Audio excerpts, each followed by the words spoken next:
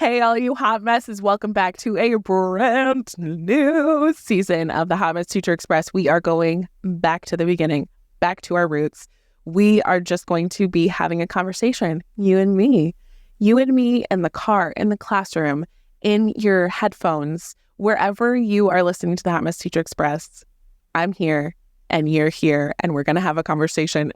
And I cannot wait to hear from you. So welcome to the brand new episode of the Hot Mess Teacher Express.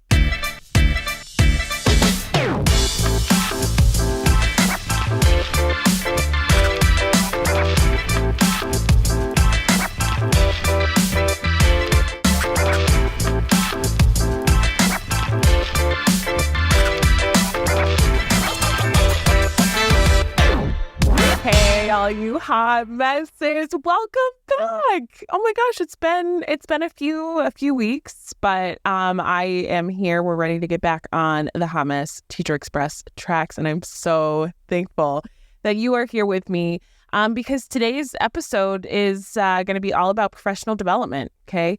From the bad, the horrible, the waste of time to like maybe even the best professional development ever. Do those exist? I don't think so. But I am then going to kind of attempt to share maybe some alternatives to different professional developments that admin could put into their back to school regime. Because guess what? Back to school is coming, okay? And I know that's hard to admit and that's hard to fathom, but it is coming. And some of you are going back into a few days, week, or maybe even weeks of professional development. Let's be real. No amount of positive buzzwords is going to make that go any better than what you know is going to happen. So let's talk about it. Let's get it out into the open today on the Hot Mess Teacher Express. All right, first things first, though, is we have to talk business, okay? So please make sure that you are following the Hot Mess Teacher Express on all forms of social media. We've got Facebook, we've got TikTok, we've got Instagram, we've got YouTube. We are also on Threads, which is the new Twitter, I think. I think that's what people are saying anyway. So please make sure that you are following and sharing where you can, when you can, and what you can, and we can get more aboard the Hot Mess Teacher Express. All right, let's get into this episode. The beginning of the school year is coming. Okay, there's so much that goes into the school year before the first day of school. You know that. I know that. So whether you're in the classroom preparing lessons or content, or even like setting up your classroom, trying to organize yourself, there's like that tricky part of being called down to the cafeteria or the auditorium or wherever you're meeting as a whole staff. And then sitting there with all of this like back to school stuff in your brain, you're like sitting there having to just be for 2, 3, 4 hours of professional development. Professional development is one of those things about teaching. And I don't think it's like one of the good things about teaching, unfortunately. So rather than being a positive and having an impact on the classroom that I think is intended, and having an impact on those that are actually teaching in those classrooms, professional development has just become like another thing to do. And districts spend hundreds of thousands of dollars a year on professional development, on professionally developing their teachers, investing in their betterment, empowering them to do things differently in their classrooms, to make sure that their classrooms are successful. And those are like all really good things.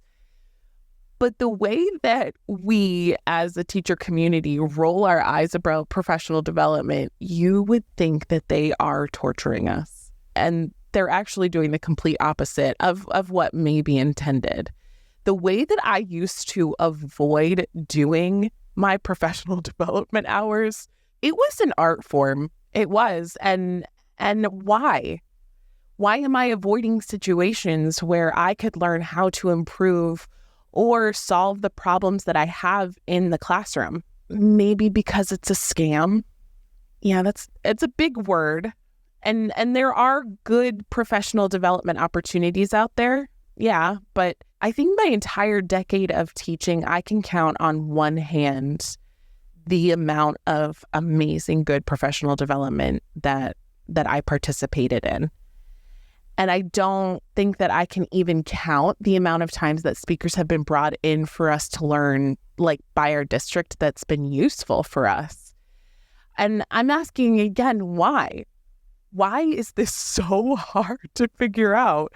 Unfortunately, professional development has become like a politically charged checklist for school districts, school boards, and admin to not pour into their teachers, but to take more out of them so that they can push their agendas on what the goal for that school year is. And these goals are usually set to make the taxpayers of that community happy, or maybe the elite community of education in general, so we can have the schools win awards, or it's there to make everyone else happy but the teachers that are actually doing the work of making that goal happen. And this is not me discounting or discrediting what actually could be very good intentions of some of the very good school districts, school boards, and school administrators. But once again, those goals that are set by people who are not in classrooms are expected to be met by the people who are in the classroom, trying to make sure that not only everyone else's goal is met, meaning their students, but also then taking on this burden of trying to make sure that the superintendent and the school districts and the school board's goals are met. And it's on the backs of educators who didn't even agree to these goals to begin with that are trying to make this stuff happen. It's just another thing that teachers are taking on and expected to do and perform. I know that sounds really mean and nasty and negative, and I think it's important for schools to have goals. I want that to be very important. I think it's important for everyone to have goals, but it's important for schools to have goals. And I think it's important for schools to have goals for their staff and students and the community to succeed, but to ask teachers to meet those goals for you. I think a question needs to be asked: what's the incentive for teachers to do that? Is there a bonus? Is there any time off for us to be able to implement this professional development wisdom? No, there's no incentive other than maybe you get credit hours to go towards your next accreditation. You get to keep your job. Yay. That might be good incentive for some. And some of you may say, well, you should do that because you're part of the school. You should want to meet those goals because you're on staff. You're a team. Why are you working there if you don't believe in the goals? And I would counter with, it's really hard to buy into something, to work towards a goal as a collective, as a team, when we aren't a collective staff. It's really hard to want to strive towards these goals if there is absolutely no school culture, if there is no understanding from administrators or superintendents of the positions that teachers are in, if there is no acknowledgement or respect for the way in which we're trying to keep everyone else happy and successful. How are we supposed to buy into that? Rather than asking, does this professional development meet the goal for the school? Maybe we should start asking the question, how does this help teachers? What incentive will teachers have to complete this professional development other than keeping their jobs as teachers? How can we help teachers buy into things? How can we help teachers buy into the school culture, into the goals that you have set for the school year? Now, I asked you guys for some professional development stories, good or bad, and I didn't get a lot of good feedback. So I had to find some from the black hole that is Reddit, but it resonates with what professional development could be in a school. And this is what one user said. Instructional coaches led content-specific training a week or two before the school year. It was done based on subject and grade level, we got paid hourly with an hour lunch. Because it was before the school year, we could take what we did in the meeting and implement it without making wholesale changes. Any PD during the school year is an emphatic no. All right, so if I was filling out a rubric for this professional development story, there would be 4s across the board, okay? If you are practicing competencies in your schools, 4s are a very good thing. 4s across the board. The first thing that I would give a 4 in is content-specific training. The amount of times that unified arts teachers or support staff, paraprofessionals, or even classroom teachers were forced into a professional development that had nothing, I mean absolutely nothing to do with them. Don't waste people's time. Second, they got paid. Mic drop. And an hour lunch. Second mic drop. The guy had 2 mics and he said, you're getting paid and you're getting an hour lunch. Boom. The third is the timing of this professional development was chef's kiss perfect, because they had time to implement that into a classroom that had not yet been established. They had time to implement that into a classroom that didn't have routines and students that already you may have maybe set up a routine with already. A lot of times I felt like if I went to a professional development in like November, and I loved what I learned and wanted to implement it right away, I felt like I had wasted 3 or 4 months of the school year because I had already had routines in place. And now I was expected in November, like the thick of it, to take apart all of my routines to implement this brand new one that I thought was a really, really good idea. And I would just become so frustrated and overwhelmed with the idea of changing things up and changing everything that I would, going into December and then the holiday break, I would just give it up entirely, which brings us to the fourth 4 that this professional development would get, is that boundaries were set by this PD attendee for the PD hours during the school year. Now listen, they said that any professional development during the school year was an emphatic no. Not just a no, an emphatic no.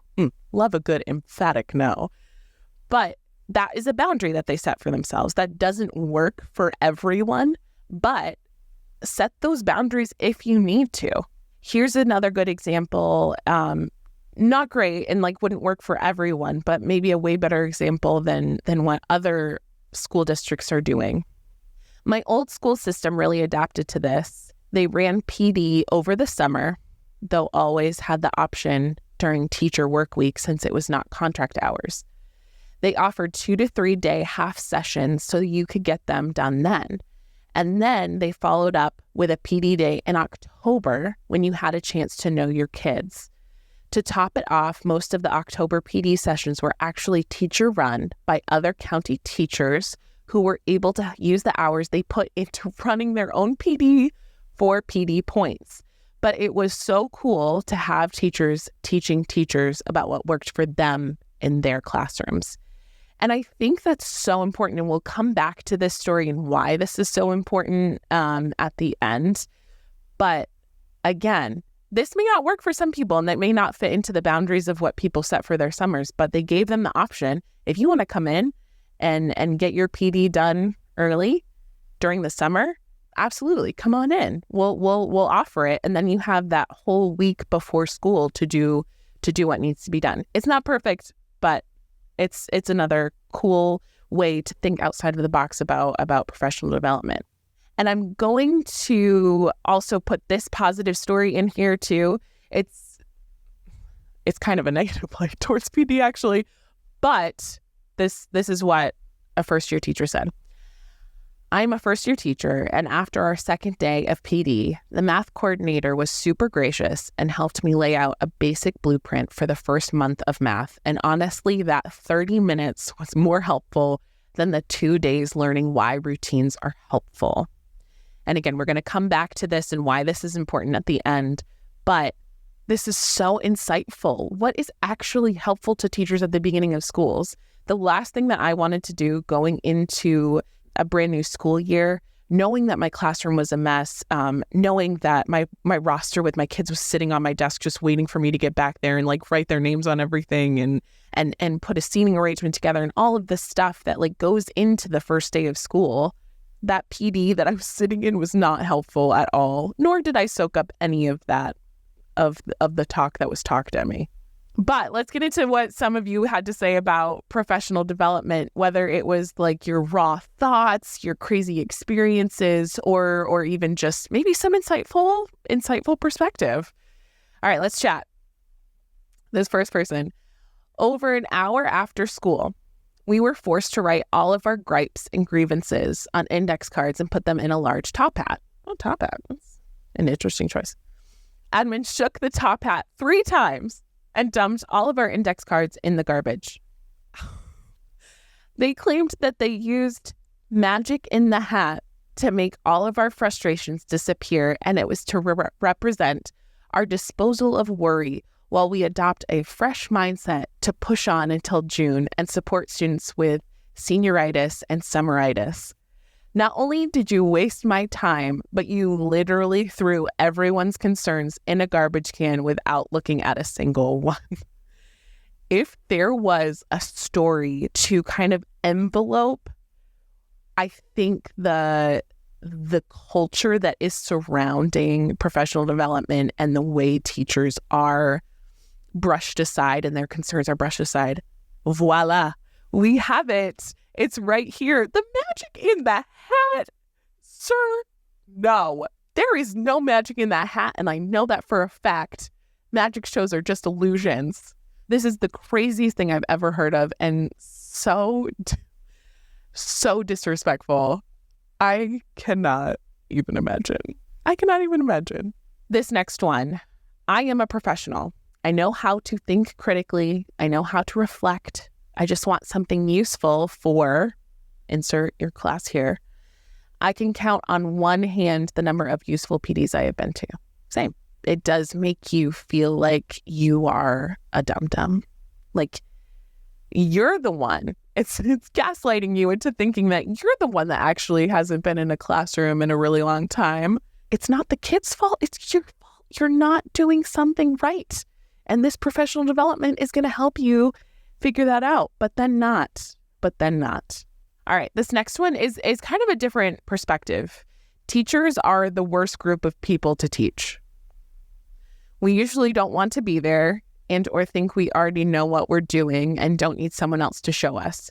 Or it's something new, quote unquote, that's actually old and just coming back around again with a different name and more shiny marketing. I think I would agree with the sentiment. It's harsh, but teachers are the worst group of people to teach. I think that is true. I think we are very harsh critics. And this next story actually kind of goes into why, I think. The part that gets me is the hypocrisy. How many of these dumb PDs are about engaging kids and creating meaningful connections and learning, all while we sit there bored out of our minds with our eyes rolling back into our heads? Make sure you entertain the kids, but we don't need to keep you awake. And this is why. If you're coming in here to talk about engaging students or classroom management, and I am falling asleep in my seat, in an uncomfy seat, and I'm not a person that can like fall asleep anywhere very easily, this is psychotic to me. I am a professional. I know what I'm doing. I know how to teach. I know how to engage a group of people. They're 8 to 12-year-olds most of the time, but I know how to engage people. Please come in here with a little bit of a personality, maybe a little pizzazz in that PowerPoint. That would go a long way, sir. This next one sounds so funny to me. My previous district had a 3-day conference every year. First of all, no. The keynote speaker gave the same speech 2 years in a row. 2 years in a row, they gave the same speech. And I'm wondering if he looked around and he's like, this looks familiar. They looked around, you're like, I feel like I've been in this place before, but I'm going to give the same speech anyway. No. Clocked out. That's what I would be. All right. This next one. If I went to a conference where they said, here is a problem, here's exactly what you can do to solve it, here are the student-facing resources to make it happen today, I would cry tears of joy. I think the teacher community would drown the world in their tears of joy. Because if this and the person who would run this conference would probably be a cajillionaire. I have never ever been to that type of conference or professional development where we're presented with a problem, or I read the problem that I am there to address, and it is solved within that in that session. It doesn't exist. All right, this next one. What always bugged me was that we could be taking PD sessions that insisted that we needed to differentiate while being forced to take exactly the same PD regardless of experiences or degrees. And yeah, like this goes into the whole, like, stop wasting people's time. Stop wasting people's time. The art teacher doesn't have to be here. The music teacher doesn't have to be here. The fourth grade teacher doesn't have to be here. Let's think about how to adequately use everyone's time and respect everyone's time. I think that would go a long way. This is a brilliant idea. If districts need a fundraiser, they could just offer to let you get out of PD for $100. Imagine the money that would come rolling in. Do you know how much I would like save $100 for the summer, over the summer? I would save that thing and slam that thing down so that I would not have to do professional development at the beginning of the school year. Thank you very much. Best $100 I would ever spend. And that would be a huge fundraiser. Think about that one. This last one sends me. The benefit of PD is developing camaraderie between teachers who have a common enemy. Easy as a new teacher to strike up a conversation with a veteran teacher about how ridiculous it all is and bond over that. One day someone will realize this and attempt to create an intentionally bad week of PD to leverage grievances into team building. Yeah, I mean, that's what they are doing. I don't know. And this could all be some big conspiracy to do that, which is brilliant, by the way. Okay, touche. But until that is proved, maybe one way to disprove it is to talk about some profitable ways to use those professional development hours before the school year. Now, you can use this segment you can send this to admin, you can send this to school districts or school boards or whoever you need to, whatever you have to do to spread the word. And I know that I'm missing a few ideas, so please let me know your thoughts on this as teachers, as admin.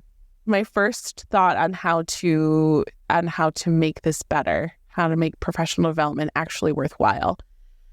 Pay your teachers, okay? Rather than paying some random speaker, instructor, coach, or paying an exuberant amount of money for your teachers to attend some fluffy teacher conference, pay the teachers that you have in your building to present if they want to.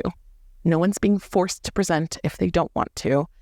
If they want to, incentivize teachers to observe other teachers' classrooms, learn from each other, observe other schools, go into other schools' classroom, and then bring new ideas forward. Pay them to be professionally developed. Incentivize teachers to observe other teachers' classrooms, go into their classrooms, observe other schools, and maybe bring new ideas into the school. Pay them. All right, my next idea is maybe we should start treating lesson planning and getting your classroom ready and meeting with their teaching teams and support staff to plan for the year as professional development. I know, shocking information and a shocking idea. But I always laughed when we would start the school year and it was like, all right, 8:15, meet down in the cafeteria and we're gonna start our school year. It would be like a 30-minute icebreaker, which no thank you. I'm a social person. I can do an icebreaker. No, not right before school. There's way too many other things on my brain than to sit and make random small talk or to participate in an icebreaker. And then we would spend another like 20 minutes watching an inspirational TED Talk, and then, maybe a PowerPoint presentation on how to use a Chromebook, and then another 20-minute inspirational TED Talk. And all of a sudden, you're like 4 hours into a PD right before school starts. That was completely and totally unnecessary for the beginning of the year. This meeting was not pertinent to what I need to be doing for the first day of school. And then admin always says like, oh man, looks like you have 30 minutes. You have an extra 30 minutes. Why don't you go work in your classrooms right before lunch? Okay. You can have some extra time in your classrooms. Well, gee whiz. Thank you. 30 minutes. I wonder what I am going to get done. That is so much time. No, it's not. 30 minutes is not enough time. And they treat it like a treat. Like, you're welcome. You get time to work in your classroom. Extra time. This is a real thing. This is a professional developing thing that we're doing. Preparing lesson plans, talking to our teammates, and preparing a classroom. All of those things are essential to helping us do our job and be successful in our classrooms. Now listen, teachers, you are professionals, okay? You are professionals, and you are continuously developing and honing your skills every day. And you're doing that through what life and your classroom is throwing at you. One professional development isn't going to help every single class that you ever have in the same way that it does for the class that it did the year before. And what works for other teachers or professionals won't work for you. And that's okay. That's life. You're not that teacher, and that teacher isn't you. His class and their class isn't your class. So like, just remember that as you're going into these settings. So set your boundaries. Shut your door and do your teacher thing when you need to, and open your door every now and again to get professionally developed, because guess what? We have to. But take what you need and throw away what you don't, and go back to doing your professionally developed teacher thing. You are worthy and good enough. Admin, if you're listening to this, thank you. Hi, so glad you're here. But admin, I challenge you to change it up this year for your teachers. Stand up for your staff and teachers to school boards and school administrators, school districts, as much as you feel comfortable doing. Empower the teachers as the professionals that they are, and respect their boundaries. See the good in what they're trying to accomplish every day, and recognize the willingness to help you, to help the school, and to help others succeed. As we go into a new school year, good luck out there, teachers. I feel like this is going to be a polarizing year, even more than it was last year. A lot of teachers left, and I think rubber is meeting the roads for a lot of school districts and a lot of schools. So I think this year is going to be a school year. It's going to be a school year to remember. And I think good luck out there. Make sure that you're taking care of yourself, and again, set your boundaries. Set your boundaries now while you are in a fresh mindset in the middle, borderline to end of summer. And my last piece of advice, and I need everyone to be able to write this down, put this stamped right in your brain. I need everyone to run to the bathroom when you hear the words, we're going to start out with an ice break. If you hear any sort of those words put together into a sentence coming out of an administrator's mouth, I need you to run to the bathroom like you are having an emergency. Okay? Just do it. You'll thank me. You'll thank me later. All right. Thank you so much for being aboard the Have as Teacher Express. Make sure that you are following us on all social platforms and you are professionally developed. Does this count as professional development? You're welcome. All right, until next time. Choo choo. Bye.